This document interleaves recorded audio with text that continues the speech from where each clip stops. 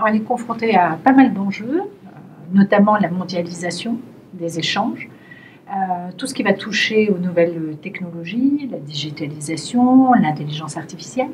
Elle est surtout confrontée à des changements, mais surtout des changements brutaux.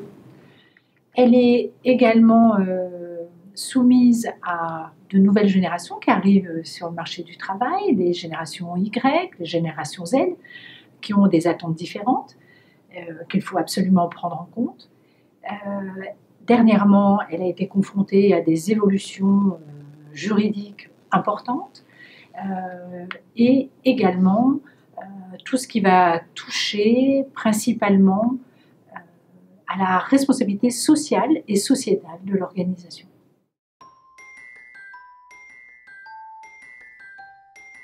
Je pense qu'il y a une réflexion à avoir, qui est déjà bien sûr avancée dans certaines organisations, c'est de réduire la partie administrative et donc rechercher et être centré principalement sur les activités à forte création de valeur.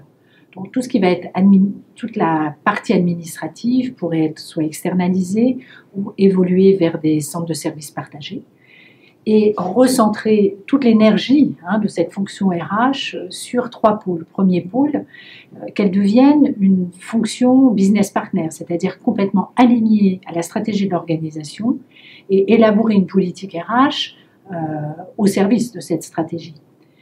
Par ailleurs, elle doit suivre tous les grands changements, les changements qui sont liés aux technologies ou autres, ou à l'intelligence artificielle, et elle devient également, je dirais, digital and machine partner. C'est vraiment des points importants pour les organisations de demain. Sans oublier non plus la 3e dimension, la dimension humaine. C'est être human partner. Et qu'est-ce qu'on constate depuis pas mal d'années? La fonction RH est souvent critiquée parce qu'elle n'est pas suffisamment centrée sur l'humain.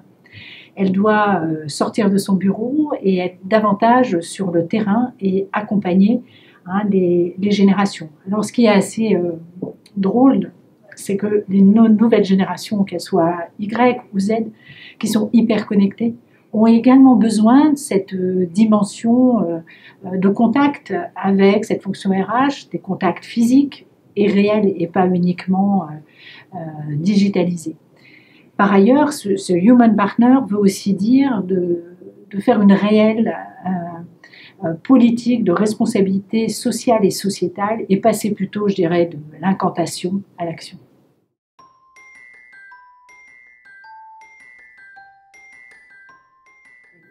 Alors, cette entreprise de demain, nous allons vivre dans un monde VUCA, c'est-à-dire un monde volatile, un monde incertain, un monde complexe et un monde ambigu. Face à ça, pour faire face à ce monde VUCA, nos organisations devront être beaucoup plus agiles, des organisations dites réinventées. Donc, on va être dans d'autres formes d'organisation.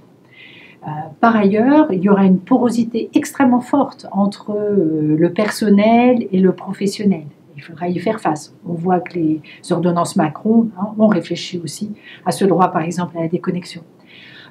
Tout ce qui va être l'espace, temps, complètement modifié. Tout ce qui va être télétravail, coworking, ça sera vraiment une normalité. On ne sera plus dans des organisations bien structurées, organisées à l'ancienne.